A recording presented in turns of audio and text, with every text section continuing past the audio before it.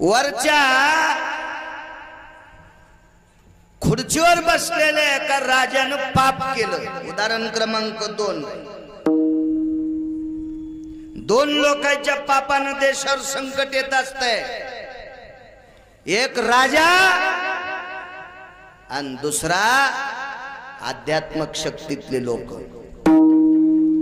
परमार्थ करणाऱ्यांचं पाप वाढलं आणि राजाचं पाप वाढलं की पृथ्वीवर संकट येत असतं, पृथ्वीवर नाना प्रकारचे आघात येत असतात 2 लोकांच्या पापानं। 2 लोकांना नीट वागलं पाहिजे। एक परमार्थ भजन करणाऱ्यांनी आम्ही आणि खुर्च्यावर बसणाऱ्या ढवळ्या कपड्यावाल्यांनी 2 लोकांनी चांगलं वागायचं। कधी कधी खुर्च्यावर बसलेल्यांचं पाप एखादं चांगलं काम केल्यावर धुवून जाते। जरा जोरात त्यानं पाप केलं आणि एखादा जर तळ तयार केलं तर त्या तळ्यातलं लाखो शेतकरी पाणी पिकायला देते, त्या पुढाऱ्याचं थोडंफार केलेलं पाप धुवून जाते। पण बुवा आपल्या लोकांचं पाप धुतल्या जात नाही। आपल्या लोकांनी भजन करून पाप केलं की त्याचा वज्रलेप होत असतो। काळ्या कपड्यावर कोण्या डुकरांनी शेपूट आणू द्या, पुसलं की नीट होते। पण ढवळ्या कोपड्यावर डुकरांनी शेपूट आणली की किती शहाणी बायको असली की धुताच येत नाही तिला। काय धुईन ती तुटक्या नाकाची, इतका काळावन, धुताच येत नाही तिला। मी बायकायला म्हणीन अविद्या नावाची सांगायला लागलो। विठाला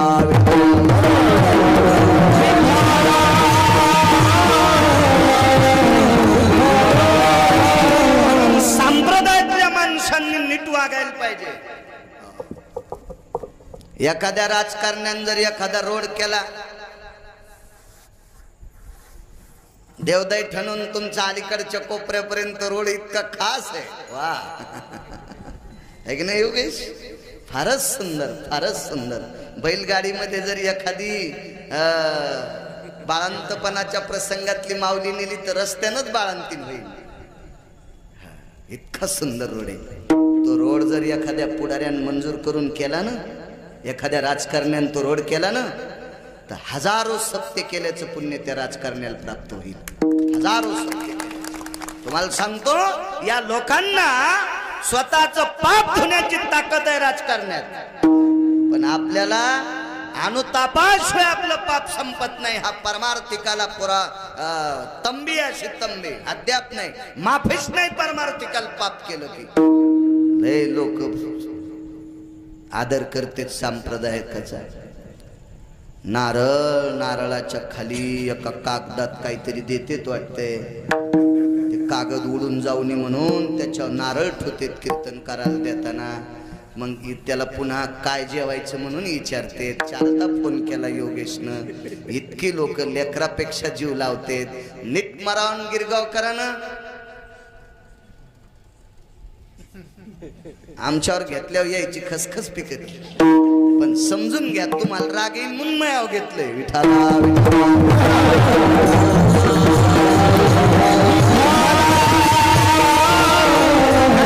लोकांनी पाप केलं की पाप वाढत असतंय। वरी बसलेले 222 ज्याच्याकडे काम होते त्यानं पाप केलं। मला वाटतं खालच्या राजकारण्याकडे एकच पद असते, कृषी खाता असेल, कोणतं काय मला वाटतं गृह खाता असेल।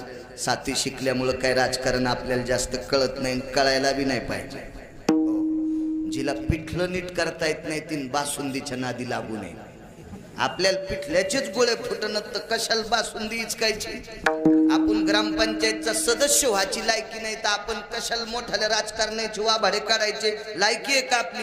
ही राजकारणातली लोक ज्ञानोबरायच्या उक्तीनुसार येणारा माझी राजा आणि तो विशेष भूती जाण माझा, ते विभूती असते ते लोक। असो त्यावरी 222 एका खुर्चीवरल्या माणसाच्या हातात काम होते।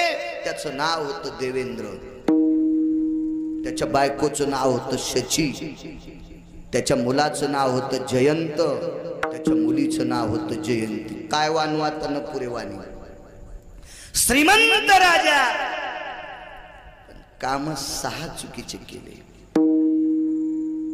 6 ह्या चुकीच्या कामामुळे तिथं जे अन्न म्हणून खात होते ते सडून गेलं. तिथं गहू, ज्वारी, बाजरी, तांदूळ, तुरी असं काही नव्हतं. तिथं 5 प्रकारचे अमृत होते. एक अमृत तृष्णा निहार हितार्थाया, म्हणजे तहान भागण्यासाठी एक अमृत. सुधा निवारण हितार्थाया, सुधा म्हणजे भूक घालवण्यासाठी एक अमृत. आणि 3 अमृत कशासाठी पित होते ते भागवत वाचा, लक्षात येईल तुमच्या. काय सगळ्या गोळ्या एका टायमाला दिल्या की रिॲक्शन येत असते. ते चक्रा येत असतात, नाही तर अंग सुजत, अंग खाजवतंय, म्हणून शहाणा डॉक्टर एकच गोळी घ्या म्हणत असतो. हे 2 अमृत ऐकले पण झाले, 3 पुन्हा कधी पाहू आता.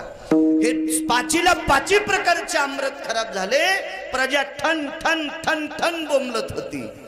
अमरपुरी भयो दिनत्रया भोक्तम निहाय हितायच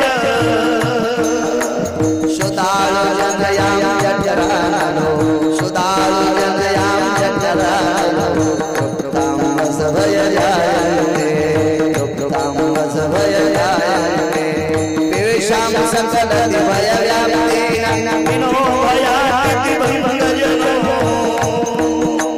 ऋतुजन्य संगति सुधयरिका ऋतुजन्य संगति सुधयरिका ऋतुजन्य संगति सुधयरिका.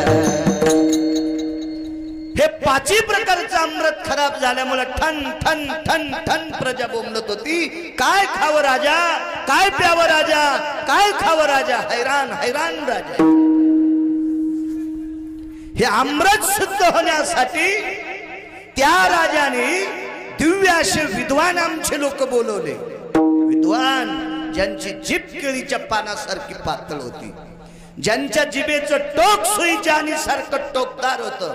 पाणिनीचे सुप्त म्हणत असताना वाहत्या घोड नदीचं पाणी थांबत होतं. इतके गोड स्वर म्हणणारी माणसं अशी तिथं यज्ञाकरता आणली. यज्ञ इतका मोठा केला की तुमच्या लहानशा वड्याला 2-2.5 महिने जितकं पाणी वाहतंय तितकं तूप टाकलं यज्ञात, पण अमृत शुद्ध नाही. काय वानवातन पुरेवाणी, काय ख्याती संतांची, नाही झालं अमृत शुद्ध. वाटेल ते प्रयत्न केले. सगळ्या 33 कोटी देवांचे गुरुवर्य बृहस्पती महाराज हे सुद्धा हैराण झाले. योगी, जपी, तपी, संन्यासी, अनुरागी सगळी माणसं आमंत्रित केले त्या परिघ्याच्यातले. काही उपाय नाही. शेवटी एक 6व्या क्रमांकाचा संन्यासी आला. मगाशी चरित्र सांगितलं त्या संन्याशाचं, देवर्षी नारद असा 6व्या क्रमांकाचा महान नामधारक भजनानंदी संन्यासी आला.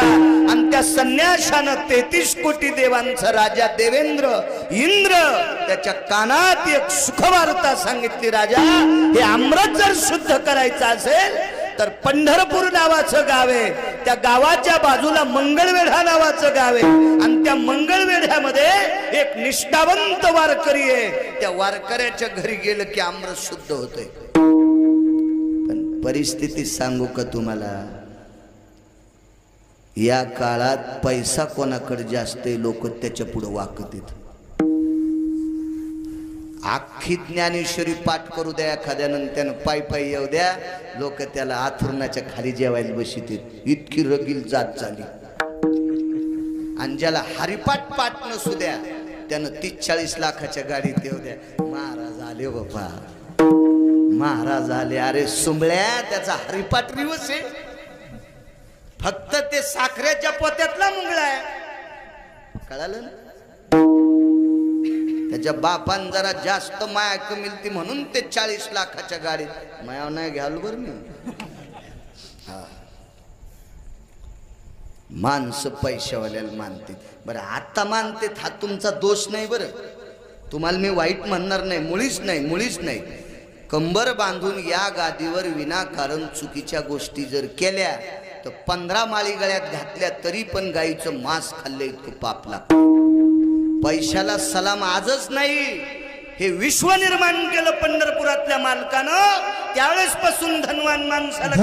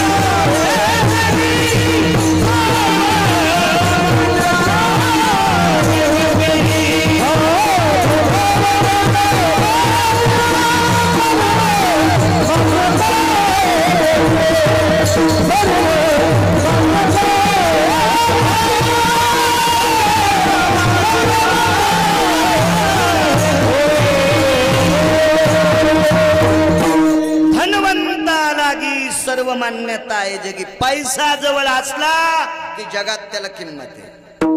तुम्हाला कळेल, रुचेल, पचेल असं एक उदाहरण सांगू.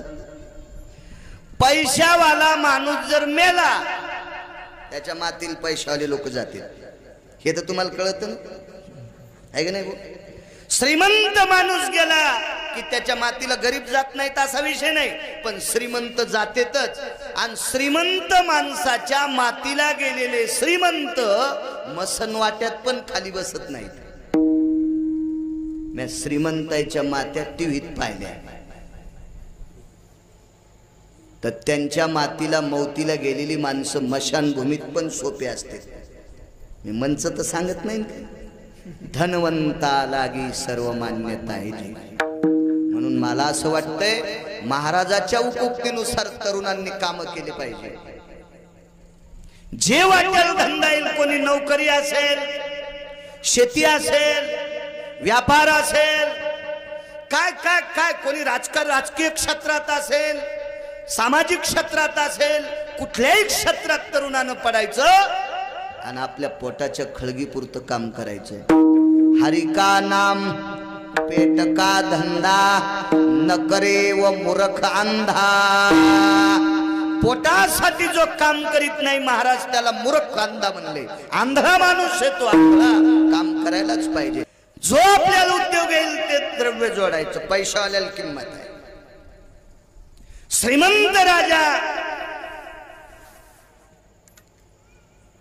नाव सांगितलं नारदानं मंगळवेढ्यामध्ये.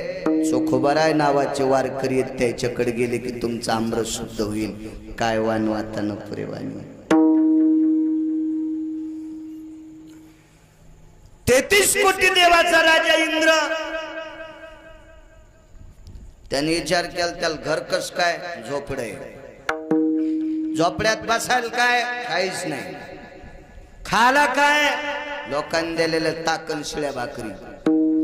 इंद्र म्हणला मी सोन्याच्या नगरीत राहतो आणि एवढ्या मोठ्या श्रीमंत राजानं दुसऱ्याच्या शिळ ताकन शिळ्या भाकरी खाणाऱ्या महाराजाची तर मी कसं जाऊ. नारद म्हणले मरण नको जाऊ, तर मग हे अमृत नाही शुद्ध होणार. आणि इंद्राला अहंकार येऊ नये असं काय नवले. आमच्या इथे एका पोराचं लग्न होतं. त्याचं लग्न गावापासून 15 किलोमीटर अंतरावर बैलगाड्याचा प्रवास. तेव्हा कमांडर गाड्या होत्या. माझा जन्म नव्हता तेव्हा, 80-83 जन्म आहे. आणि कमांडर गाड्या नुकत्याच होत्या. आणि ती कमांडर गाडी फक्त त्या पोराच्या बाप ज्याची इथं कामाला होता त्या मालकाला आणि मालकिनीला कमांडर गाडी, आणि पोराची माय बैलगाडी. तिथे गेल्या ढोळी शिपीत झालती फुफुट्याने. पण नवरदेवाचा बाप ज्याची इथं महिन्याने कामाला होता त्या मालकाला आणि मालकिनीला कमांडर गाडी. आता लग्न जांभळी खाली लागलं रानात. कशात मंडप होता तिथं योगेश, बसायला नाही, काय नाही काय नाही. आणि त्या पोराच्या बापाची मालकीन 22,000ची पैठणी नेसून लग्नाला आली. खाली बसायला नसल्यामुळं लग्नात बसलीच नाही. 9 घंटे उभीच घरी आल्यावर ताठून मेली. हो, एकीकडे नवरदेवाचा सत्यनारायण, तिकडे ती मेली. मग 22,000ची पैठणी नेसली तर लग्नात बसत नाही. इतका फुगीरपणा. तर ज्याला गाव सोन्याचं होतं ते जातक चोख भरायची. पण गरज मोठी चित्र असती. नारदान सांगितलं राजा मी भजन करणारा संन्यासी आहे. हा, मी भजन करतो ते पैशासाठी नाही. खिसाच नव्हता नारदाला. शर्टच नाही तर खिसा कशाचा. जमीन नाही, बँक नाही, खिसा नाही, काहीच नाही. मुक्काम जिथं पडन त्या मंदिरात झोपायचं. दिलं कोणी मागायचं खायचं, आराम करायचा. सकाळी उठून वाहत्या पाण्याला आंघोळ करायची, चलत राहायचा. असा संन्यासी मी तुला खोटं कशाला सांगू राजा. जा त्या महाराजाकडे गेलं की तुमचा अमृत शुद्ध होतं. इंद्राच्या लक्षात आलं नारद खोटं बोलत नाहीत. गेले इंद्र 5 अमृत घेऊन. गावात विचारलं चोखोबराय कुठे, तर घरी सोयराबाईनं सांगितलं आपण कोण. काही नाही म्हणले, भेटायचं तुमच्या मालकाला. हे ओळख देतो का मी इंद्र आहे म्हणून. फुगीर सोसायटीचा अध्यक्ष, ते कशाची ओळख देतो. बाई कुठे चोखोबराय. मी चोखोबराय म्हणायलो. बरं तो राय नव्हता म्हणला. मी नाही म्हणे, चोखोबराय लय मोठी संत आहे, फार मोठी संत राजो. कुळात कोण्या जन्माला आले याचा विचार नाही करायचा, त्यांचा अधिकार किती मोठा होता हा तपासा. वारकरी संप्रदायात जातील किंमत नाही, आचरणाला किंमत आहे. तुम्ही आम्ही कोणी जातीला चांगलं म्हणत असताल, एखाद्या चांगल्या जातीत जन्माला आला आणि बिन पाण्याची पेत असेल तर त्याला पवित्र कसं काय म्हणायचं रुमण्याल? हा, तू का म्हणे नाही जाती सवे काम ज्याचे मुखी नाम तोची धन्य. यातायाती धर्म नाही विष्णुदासा, निर्णय तो आईसा वेदशास्त्री. शास्त्रामध्ये जातील किंमत नाही, आचरणाला किंमत आहे. कोण्याही जातीतला महाराज असू द्या, आपली बायको सोडून जर यांना माय म्हणत असेल तर त्याच्या पाया पडायचं. त्याच्या पाया पडल्यावर आपलं पाप संपत असते. कोण्याही कुळात जन्माला येऊ द्या आणि त्याच्या पोटात जर वासनेचा डब्बा उठत असेल आणि त्याच्या तुम्ही पाया पडत असेल तर त्यानं केलेलं पाप पाया पडणाऱ्याच्या बोकांडीवर पडत असते. विठ्ठला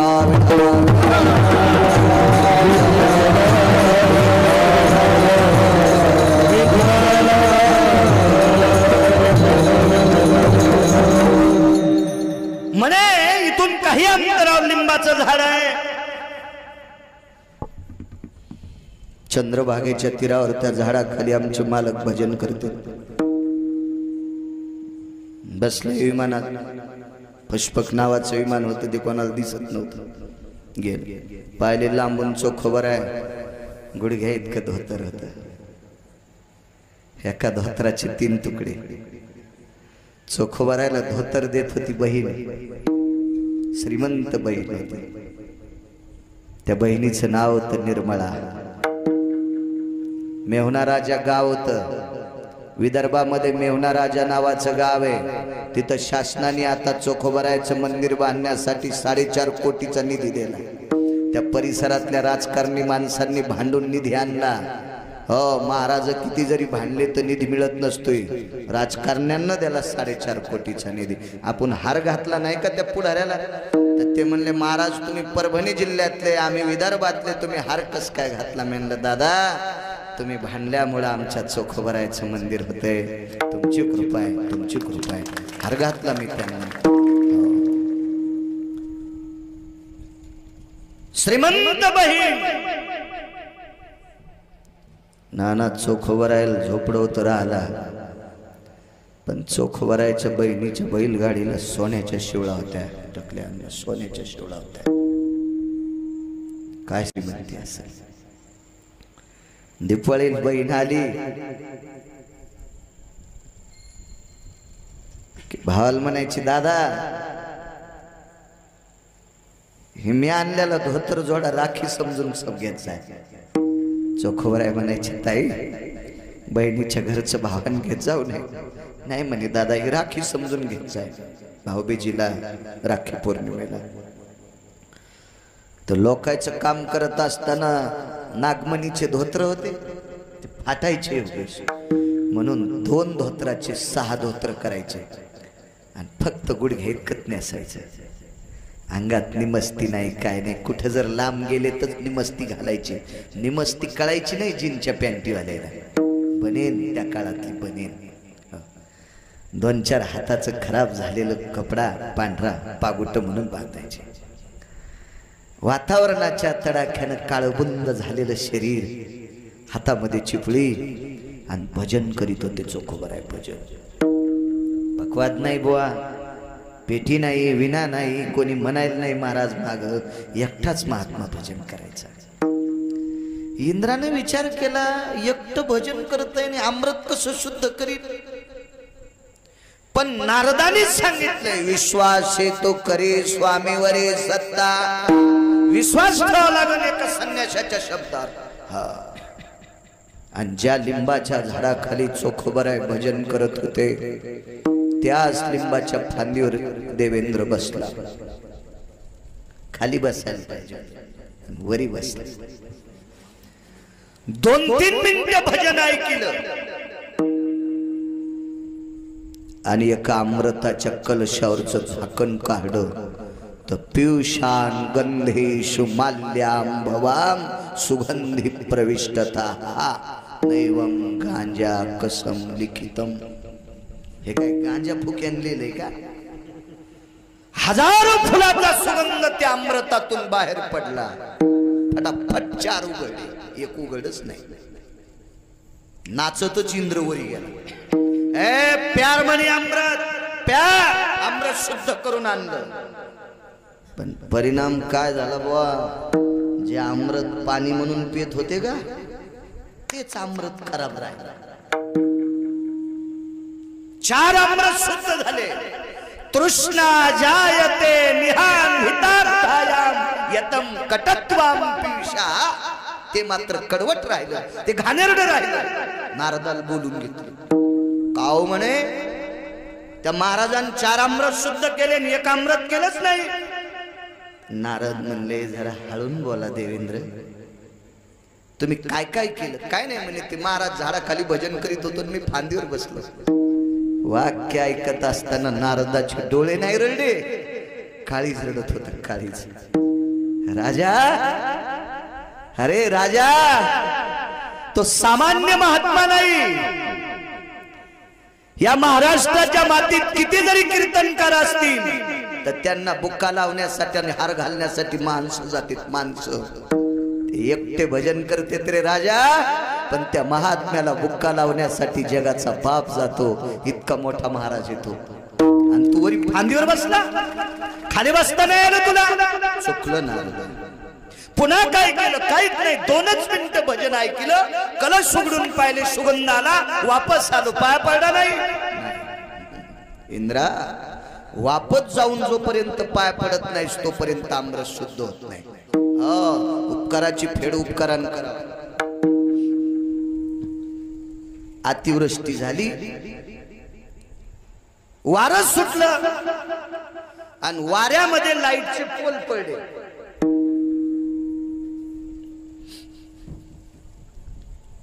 दापाच खेड्यामध्ये अंधार. सगळी लोक महसूलला तालुक्याच ठिकाणी गेले. सांगितलं आम्ही दळणं कसे दळायचे, गिरण्या बंद येतात, मोठारी बंद, काय कशी उपजीविका करायची, तात्काळ लाईनची व्यवस्था करा. इतक्या लवकर पोल उभे होत नाहीत. म्हणून महसूल खात्यानं काही इंजिनियर नेमले इलेक्ट्रिक मधले आणि त्यांना सांगितलं हे रस्त्यानं मोठा हायवे जातोय, इतक्यापुरती तुम्ही अंडरग्राऊंड लाईन करा. खालून. अंडरग्राऊंड म्हणजे खालूनच ना. मी 7वी शिकलो, पण तुमचं ऐकून ऐकून काही काही इंग्रजी शब्द यायले.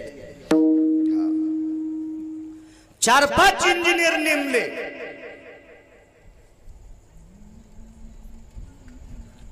सहा छड्या गाडायच्या होत्या. 20 फुटाचा पाईप असतो ना प्लॅस्टिकचा. 6 म्हणजे 6 जोड्या किती फूट आले? 120 फूट त्या छड्या गाडायच्या. JCB आणली, त्या छड्या आणल्या, सुलोचनचा डब्बा आणला, JCB चरख आणला, छडील छडी सुलोचन जोडली आणि छड्या गाडून टाकल्या. आणि छड्या गाड्यावर एका इंजिनियरची उतरली. काय समजलं? त्याची उतरल्यावर त्याच्या लक्षात आलं सगळं काम झालं, पण पाईप काढायचा होता वायर साठी आणि वायरच घालायचं राहिलं. हळूहळू सगळ्याच इंजिनियरची उतरली. मग घाम चौकून आला. आता जर कलेक्टरच्या हे लक्षात आलं तर आपलं दिवाळं निघते, नोकऱ्या जात्यात आपल्या. डोक्याला हात लावून बसले. तितक्यात नेमकंच एक शेतकरी होता. त्याच्या एरीवर मोठ चालू होती. मोठ तेच हानीत होतं आणि दारे तेच धरीत होतं. जिनच्या पॅन्टीवाल्याला मोठ नाही कळत, लय मस्त ऐकायले जसे तुकाराम महाराजाची चुलतीच येते. मला काय मोठ कळत? बगाड कशाल म्हणतेत, बरा कशाल म्हणतेत, चाक कशाल म्हणतेत, कणा कशाल म्हणतेत, नाडा कशाल म्हणतेत. योगेश तुम्हालाही माहित नाही मोठ. या जुन्या धोत्रावाल्याला मोठ माहित, तुम्हाला नाही. तुम्ही फक्त ऐकायचं ना, मस्त असं कळाला असं दाखवायचं. हे चालूपणाचं लक्षण. मी तुमच्या वयात आहे पण मला वाचवायचा नाद आहे म्हणून माहित आहे.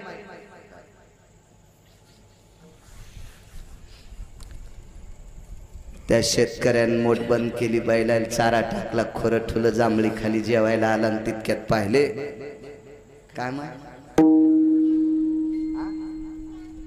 चॉकलेट. राम कृष्ण हरी. धंदा झाला ना.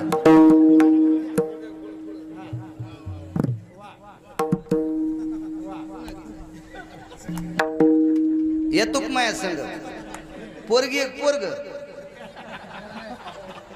ए अरे इकडे इकडे ए इकडे बाप्पा काय नशिबाने वळ हे आमदार होतं का नाही मोठं झाल्यावर याला चॉकलेट गौसली ए चल बाब्या द्या त्याला ती टाकली तिथं द्या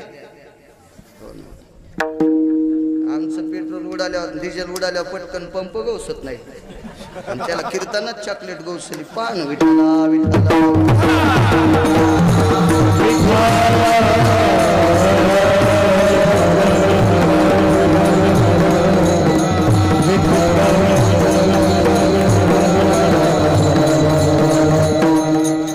धाडशी दिसते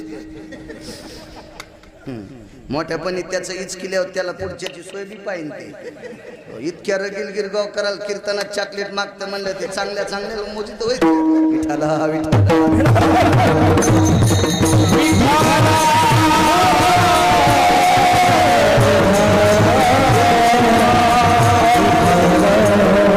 शेतकऱ्याच्या धोत्राच्या आचागोच्या खवलेल्या खांद्यावर शर्ट ते बनेल भरलेली चिखलानं गुडघे इतके पाय भरलेले आला म्हणलं साहेब तुम्हाला घाम काऊन आला त्याच्यातलं एक जण लगावून डोकं खाला रे हरड होय हे जरा जुरा शिकलेले शेतकऱ्याला येड्यावानीच करतील सुंबळ्या त्याच्या रक्ताचा घाम करून मातीत टाकता तेव्हा तुला गहू खाल भेटते तुला किती पगार जर आली तर सोन्याचं पिठलं चांदीच्या भाकरी खातू का सुंबळ्या शेतकऱ्याला येड्यावानी करी जाऊ नको मी तर राजकारणातल्या प्रत्येक लोकांना सांगतो महाराजासाठी गाडी उभी करायची नाही आम्हाला किती गरीब असला तरी तू खाऊ घालतोय ज्याला राजकारणात मोठं व्हायचं त्यानं शेतकऱ्यासाठी गाडी उभी करायची आणि काच खाली करायचं आणि त्याला विचारायचं दादा बरं चाललंय का आयुष्यभर त्याला खुर्चीची वेल्डिंग होईल ज्याचं दुकान उघड्यावे त्या शेतकऱ्यावर राजकारण्याने प्रेम करायचं पंढरपुरातला मालक तुम्हाला मोठं करीन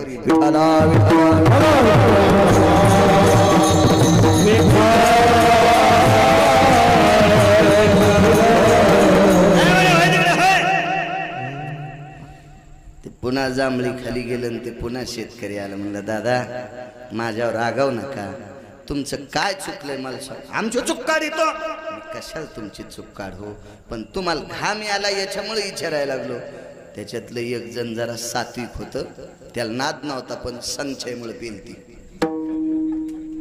लय बैल दुसऱ्या बैलाचं ऐकून चराट खाते आमच्या इथे एक बंदुक्या नावाचा बैल होता त्याचं नाव बंदुक्या आणि दुसऱ्याचं नाव पिस्तोल तर बंदुक्याला चराट खाचे नाद होता त्या बंदुक्यात चराट खाचा चराट दावच म्हणतात ना तुमच्याकडे दाव खाचा आणि शेजाऱ्याची मक्का खाऊन यायचं ते म्हातार तापून ज्याचं हे महाराज बैल सांभाळता येत नसले तर फोकणं म्हणे इकणं भाषाच आमची मराठवाड्यात फोकणं तू या बैला बाजारात नेऊन गड्याला म्हणलं आपला बंदुक्या गेलता गड्यानं लाल होस तर बैल आणला बंदुक्या लय हुशार पिस्तोले हसू लागला कसा मार खाल्लास म्हणे तो बंदुक्यानं दुसऱ्या दिवशी आधी पिस्तोल्याचं चराट खाल्लं आणि मग त्याचं खाल्लं पिस्तोल्या बी मका खाल्ल्याला तसे लय बैल बैलाच्या नादानं कोणीकडे जाते मला असं वाटतं काही बैलांनी नादी लागलं नाही पाहिजे आणि तुम्ही याला बी टाळ्या वाजवायला विचार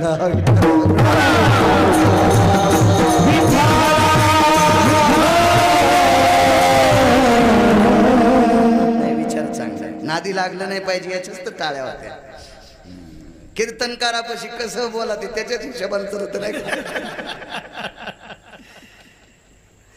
याला काय उत्तर विचारलं नाही हे सांगत नाही म्हणलं तुला येत होतं ना ते म्हणलं तुम्ही कंबर बांधल्यावर नादी लागायची नाही त्यानं खरं सांगितलं तरी आम्ही तिसकच खुसपण काढीत असतो हुशार ते म्हणे दादा आम्ही जेसीबी आणून सरखानला जेसीबी गेली पाईप जोडले पाईप बुजले पण वायर ववायचं राहिलं उपकाराची फेड उपकारांकडं मी पुन्हा बस स्टँडला एसटी आणतो ताण घेऊ नका चरित्र इंद्राचं चालू होतं मला फक्त लांबून एसटी आणायचा ना दे डिझेल तुमचं आहे ना कोण्याही वाहनावाल्यानं चांगल्या रस्त्यानं वाहण्याचं बस स्टँडला आणायचं गाईनं कोणाची मका खावा पण दुधाला शेणाला घरी यावं कीर्तनकारानं किती लांब फिरावं पण आपल्या कडेवर यावं. मग तुम्हाला वायर व्हायचं का? मग ऐकता का? चला माय संग उसात. हे 4 इंजिनियर म्हणले या संग उसात. अरे बापरे. त्याच्यातलं एक जण म्हणलं चला ना, शेतकरी काय साधं समजित काय तुम्ही, चला. उसात नेलं उंदीर धरायला. आता उसात बिळा असतात का नाही, पण पाणी दिल्यावर बिळात पाणी गेलं की उंदर बिळातून बाहेर येते. त्या नेमकी 2-3 घंटे मोठ आणली होती. आता यायला कुठं उंदीर धरता येतोय, बुटन इतकाले स्वाक्षण इनी केलेल्या ते काय सोंगच न. आणि यायला कुठं काय उसाची पाचट घासू घासू घामाघूम झाले. शेवटी म्हणले तुम्ही थांबा, थुत्र भरले काय कायची पळडे चिखलात. हो. आणि मग ते शेतकऱ्यानं टोपला आणलं आखाड्याहून. एक उंदीर दिसला की झाकलं, खालून उंदीर धरला. आणि मग पायपापाशी आले. सुतळीचे तोडे 7-8 आणले, तोड्याला तोडे बांधले. उंदराच्या पायाला एक तोडा बांधला. पायपातून इकून उंदीर सोडा आणि तिकडे निघला. तिकडे उंदीर निघल्याबरोबर सुतळी सोडून घेतली. उंदीर चोंबाळला आणि काढून द्याला. आणि ह्या सुतळीच्या तोड्याला वायर बांधलं, वळून घेतलो. इंजिनियर म्हणले अरे बापरे, जमलं ना आपलं काम. बापा बापा बापा बापा, हे तो काहीच शिकलो नाही. जे शिकले नव्हते तेच एक जागी लय दिवस राहत होते. जे लय शिकले ते लग्न झाल्याबरोबरच व्हायला निघले. 2च तोंड आणि खिचडीन बोंड. लय शिकले म्हणजे शहाणे असते असं थोडंच असते. त्या म्हाताऱ्याचा मुलगा दुपारच्या भाकरी घेऊन आला. त्यानं सगळं पाहिलं. म्हणला दादा 40-50 हजार रुपयाचं बजेट होतं, यायनं पेण्यात आणि कामात घातलं. ज्याच्यासाठी काम करायचं होतं वायर ववलं नाही ते तुम्ही ववून दिलं. तुम्हाला रामराम सुद्धा घातला नाही. पोराचा बाप म्हणला गाडीत तर बसू देईल मग कळवतं काय होतं तर. इंजिनियर निघून घेतली की आणि वायर उपसून घेतली. माझं मत आहे किती उपकार होता त्या शेतकऱ्याचा. 10-5 रुपये जर त्याला दिले असते तसं म्हणायचं होतं दादा उद्या रोजदार लाव मोठीला आणि तू दावे धर. काय जळत होतं यायचं घर. तसं 33 कोटी देवता उपाशी मरत होत्या. स्वर्गातले लोक मरत बी नाही आणि खाला बी काही नव्हतं. ठण ठण ठण ठण बोंबलू लागले. त्या लोकांना भाकरी द्यायचं काम कोणी केलं? चोखोबारायनं. काय होतं इंद्राला पाया पडायला? इंद्र दुसऱ्यांदा परत गेला आणि चोखोबाराय नृत्य करत होते. चोखोबारायला बुक्का लावला जगाच्या मालकाने. बुक्का असा भजन करत असताना ताटाला हात लागला आणि सगळा बुक्का चोखोबारायच्या अंगावर सांडला. पुरावा सापडला काय ठिकाणी. वैकुंठवासी माधव महाराज मगरांचा पुरावा आहे. त्या अंगावरचा बुक्का वाऱ्यानं इंद्राच्या अमृतावर पडला आणि अमृत शुद्ध झालं. चोखोबारायच्या अंगावरचा बुक्का सुगंधी विटेवरच्या मालकाने लावलेला. त्या इंद्राचं अमृत शुद्ध होतंय. चोखोबारायचं शरीर किती पवित्र असेल कल्पना करा. एवढा चोखोबारायने उपकार करूनही इंद्र नमस्कार करायला लाजत होता. किती मूर्खपणाचं टोक असेल या इंद्राचं. दृष्टांत संपला. स्वर्गातल्या लोकांना जीव घालायचं काम माझ्या मृत्यू लोकातल्या मंगळवेढा नावाच्या गावातील संत शिरोमणी चोखोबारायने केलं. तुकोबाराय म्हणतात जो साधू स्वर्गातल्या लोकांना जीव घालतोय. अमर लोक मरत नाही पण बेचैन होते. त्यांची बेचैनी दूर करायची ताकद ज्या चोखोबारायत होती त्या चोखोबारायची व्याप्ती सांगत असताना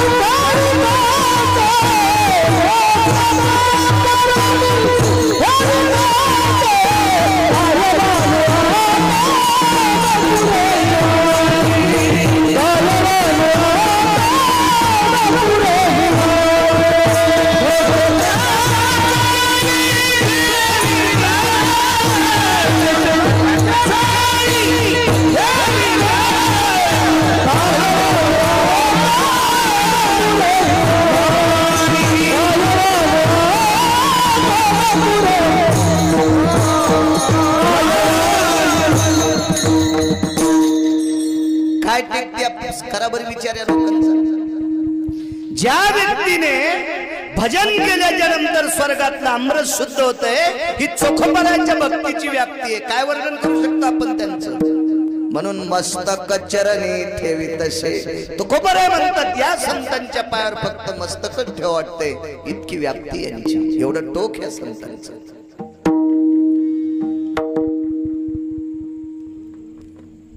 पंढरपुरातला मालक 7व्या अवतारामध्ये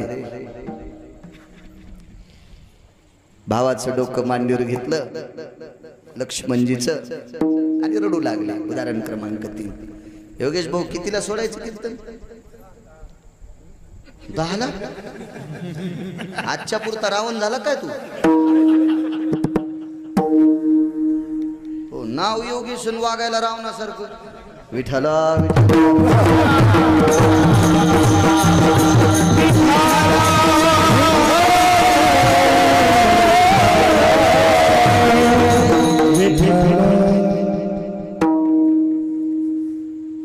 लक्ष्मणजीचं डोकं मांडीवर घेतलं, माझा विटेवरचा मालक रडत होता.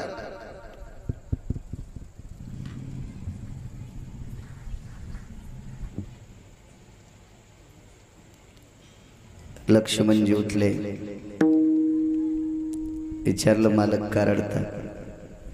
काही नाही म्हणे, लखन पलीकडे कसं जायचंय? कसं जायचं पलीकडे? ज्या वेळेला मांडीवर डोकं घेऊन रडत होते तो एक वेगळा प्रसंग आहे, तो शक्ती प्रसंग. हा प्रसंग वेगळा, तुम्ही नंतर इचकीत आणता.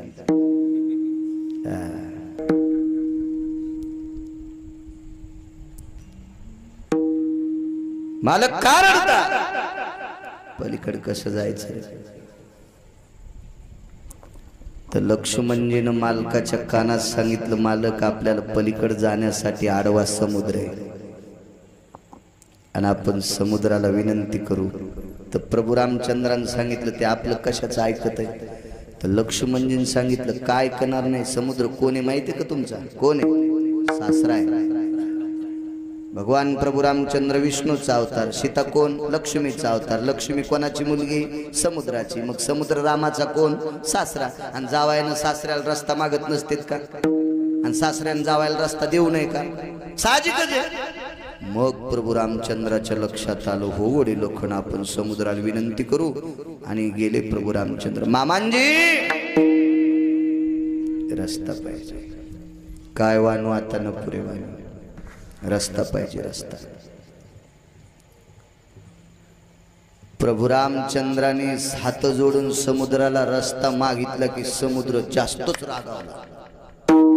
नाही देत म्हणे रस्ता. मारुतीरायाने प्रभू रामचंद्राला सांगितलं, मालक जर बाजूला सरका, मी विचारतो रस्ता काऊन देत नाही. मारुतीरायाने विचारलं, अपामपती? अपामपती म्हणजे समुद्र. राम कोण आहेत माहित नाही तुम्हाला? माहित आहे, माझा जावाई आहे. मग जावायला सासऱ्यान रस्ता देत नसतेत का? अरे देत असतेत रे हनुमंतराय, पण माई पोरगी आहे ना हरपिली ना. बरोबर आहे. माई पोरगी जो जावाई नीट सांभाळीत नाही त्याला मी काय, मला काय त्याची कदर आहे? नाही देणार मी या जावायला रस्ता. मारुतीरायाच्या विरोधात समुद्र प्रभू रामचंद्राच्या विरोधात बोलला, तोपर्यंत वानरायला काय वाटलं नाही. वानर वानर होते ते, हे कुपा होता त्यांचा. आपल्यासारखे थोडेच होते, काही इकडं काही तिकडं काही कोणीकडं असे नव्हते. ते वानर होते, वानर. मारुतीरायाला ज्या वेळेला समुद्र विरोधात बोलला त्यावेळेला 2-3 वानर गेले. भयदंत, पुष्पदंत, साक्षीदंत, नदीतनया, अश्वप्रिया, अश्वाभवम, अश्वाश्वाश्वकांती, एनम वानराराम, एनमुलाद्भवेन सर्वाते, सजाति गोलमुलाया, यज्ञायते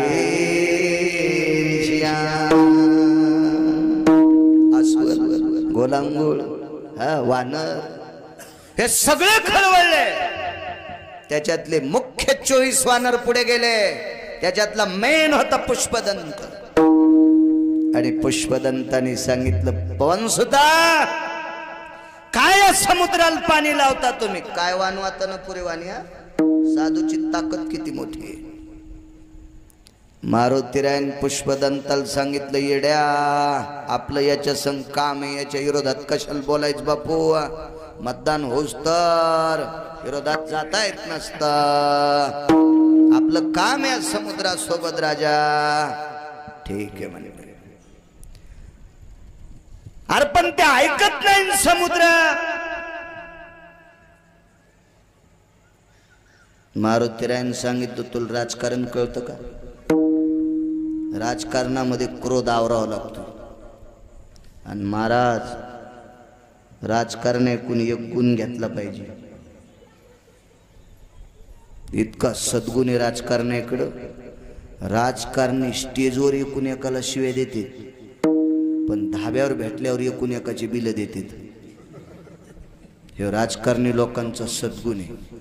आमचे लोक स्टेजवर चोंबाळीत काय महाराजांचा गोड पकवाद होता, आणि कीर्तन झाल्यावर गाडीत बसले येडगेळ होतं पकवादे. हे अशा इचकित्यात आमच्या जाती. हा राजकारणी स्टेजवर काही बोलतील, पण एकांतात सारे गहू एकच. यांच्याकडचा हा सद्गुण घेतला पाहिजे लोकांकडून. मारुतीरायन सांगितलं, तुला कळतं का राजकारण? अरे ज्याच्या आपल्याशी आपल्याला ज्याच्याशी काम आहे त्याच्या विरोधात काय बोलायचं? पुष्पदंत म्हणला, इकडे ना काय काम करते, मालकाचं काम नाही केलं, आपलं काम नाही केलं, हे कोणाचं ऐकतं का? काय याला चोंभाळायचं?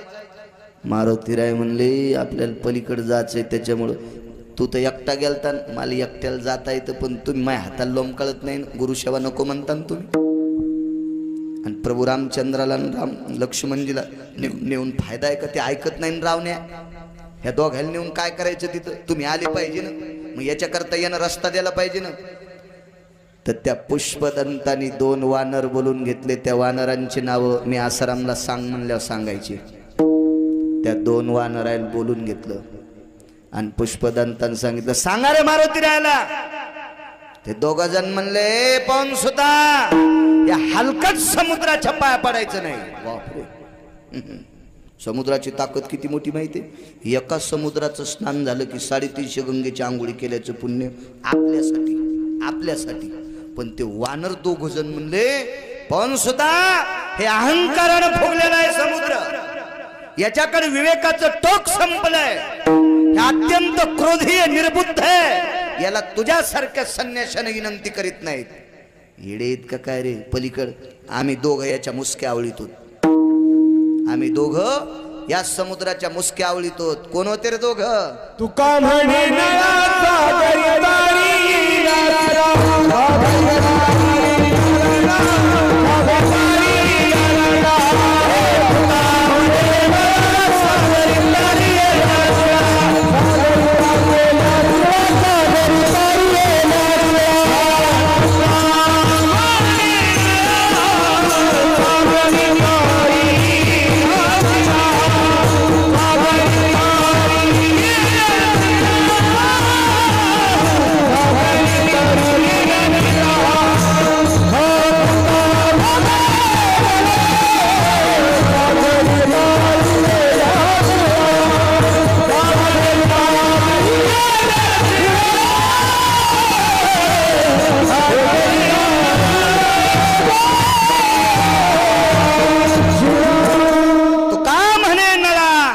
सागरी तारी येल्या शिळा, याचाचे कानुयाई निळ, नळ आणि निळ नावाचे 2 वानर. या दोघांनी सांगितलं, समुद्राच्या मुसक्या आवळू. कशा आवळीतान? थांब न म्हणे. 2 दगड आणले दोघांनी उचलून. ते दगड पाण्यावर टेकल्याबरोबर दगड तरंगत होते. आपण किती प्रयत्न केल्यावर जिवंत दगड नीट वागन? कीर्तनाला दम नाही, रामायणाला दम नाही, भागवताला दम नाही, प्रवचनाला दम नाही, सप्त्याला दम नाही. गुण किती लोकायला?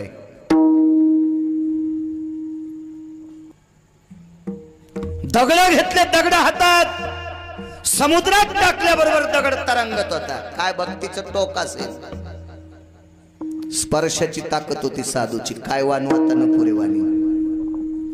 एका व्यक्तीने, पुढे सांगतो तुम्हाला, असू द्या,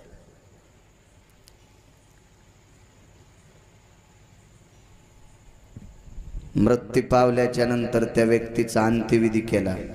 अगोदर चरित्र सांगितलं चोखोबरायचं.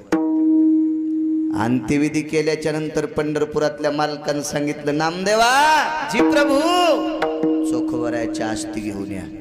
तर नामदेवराय म्हणले, देवा 450 मिस्त्री मेले, त्याच्यात काही मुस्लिम होते, काही शैव होते, त्याचा दफनविधी झाला आणि बाकीच्या याला पेटवलंय. तर एका सोयीनं 200-250 लोक पेटिलीत ना, त्याच्यात चोखोबरायच्या आस्ती कोणत्या? तर विटेवरच्या मालकानं सांगितलं, जे हाड कानाला लावल्याच्या नंतर विठ्ठल म्हणतोय ते चोखोबरायचं. सांगा बरं, असा एखादा माणूस पाहिला का तुम्ही ज्याच्या मातीला सावडायला गेल्यावर त्याच्या हाडण राखून विठ्ठल म्हणते का?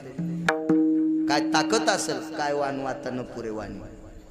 हो, स्पर्शाची ताकद. एका बाईनं भजन करता करता गौऱ्या याचायच्या, तिने यचलेल्या गौऱ्या कानाला लावल्या की विठ्ठल म्हणत होत्या जनाबाई. काय ताकद असेल. शेवटी जनाबाई मानव होत्या, शेवटी चोखोबराय मानव होते, पण हे वानर पशु आहेत. पशु वनीच्या पाले खाईरा, झाडाचा पाला खाणारी वानर.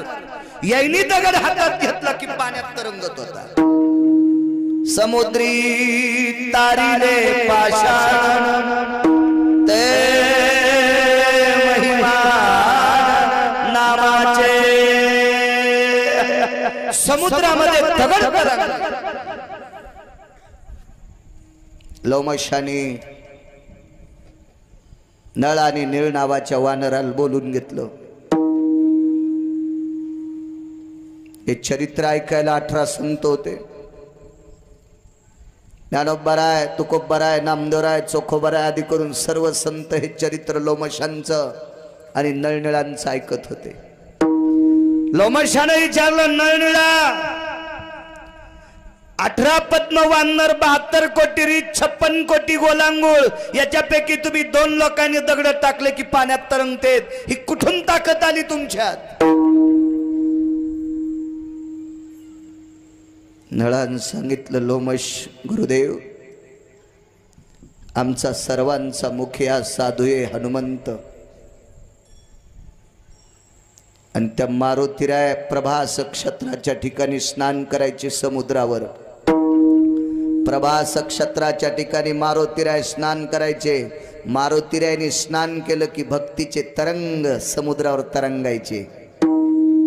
पण समुद्र अहंकारानं फुगलेला होता, म्हणून समुद्राला भक्तीचे तरंग डोक्यावर घेता आले नाही. खाली दाबावत भक्तीच्या डोक्यावर पाय द्यायची ताकद समुद्रात नव्हती, म्हणून तरंग लाटाच्या लहरीनं पुढं पुढं जात होते.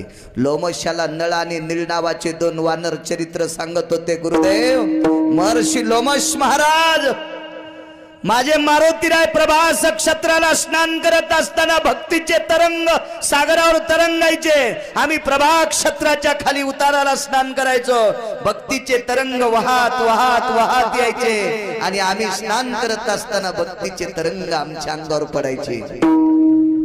लोमश गुरुदेव, ते भक्तीचे तरंग मारुतीरायाचे आमच्या अंगावर झेलल्याच्या नंतर त्या भक्तीच्या तरंगानं शरीर इतकं भक्तिमय झालं, इतकं नाममय झालं की जड असणाऱ्या पाषाणाला आम्ही स्पर्श केल्याच्या नंतर तो सुद्धा पाण्यात तरंगत होता. 100 योजनाचा सेतू बांधला. 100 योजन म्हणजे योगेश 1200 किलोमीटर. 4 कोसाचा 1 योजन आणि 3 किलोमीटरचा 1 कोस, 4 त्रिक 12, 12 गुणिले 100, 1200 किलोमीटर लांबीचा आणि 13.5 चौंग्या रुंदीचा सेतू बांधला. माझे तुकोबराय विचार करतात, माणसांना भक्तीला लावू शकत नाहीत. एखाद्या महाराजांनी जर माळ घातली आणि वाढदिवसाला त्याचा मित्र भेटला तर ते काढून टाकीत. म्हणजे माणसाला भक्तीच्या यादीत आणू शकत नाहीत. तुकोबराय येडे नव्हते. मारुतीराय काय भक्तीच्या त्या वाटान मज दावाव्या सुभटा. भक्तीची वाट तुकोबराय म्हणतात. मारुतीराय, रानातल्या पाला खाणार वानरावर तुम्ही एवढे भक्तीचे कोंब मिरवले, एवढे भक्तीचे सूत्र त्यांना जिरवले, एवढे भक्तीचे सूत्र त्यांना शिकवले, एवढे भक्तीचे मेरू त्यांना करून ठेवलं, एवढे भक्तीचे मर्मध्य तुम्ही वानर केले की ज्यांनी हातात दगड घेतल्याच्या नंतर पाषाण ते दगड समुद्रात तरंगत होता. या भक्तीच्या टोकाच्या असणाऱ्या नळ आणि नीळ नावाच्या वानरात इतकी ताकद आहे. तर यांच्यावर कृपा करणारा, यांना भक्तीचे पाढे शिकवणारे मारुतीराय साधू किती अधिकारी असतील. अशा मारुतीरायाची काय काय काय किती वर्णन करू.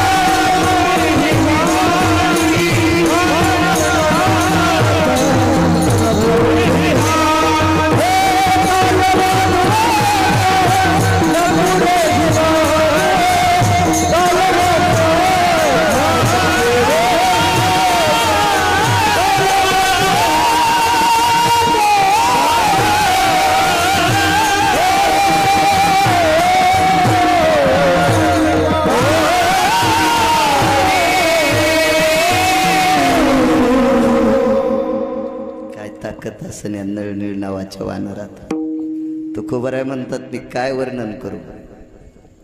योगेश भाऊ सरकतो पुढं. मागच्या वेळेस मला घरी जायचं होतं, आज मी आळंदीला जाणार आहे, कारण उद्या वारीला जाणार आहे, म्हणून तो पुढचं कीर्तन घेतलं नाही. मला पुढचं देत होता योगेश भाऊ, पण परवा वारी आहे पंढरपूरची, म्हणून म्हणलं आजचं करतो. आनंद आश्रमात एक साधू होता. तुकोबराय म्हणतात, माझी वाणी पुरत नाही. त्या आनंद आश्रमातल्या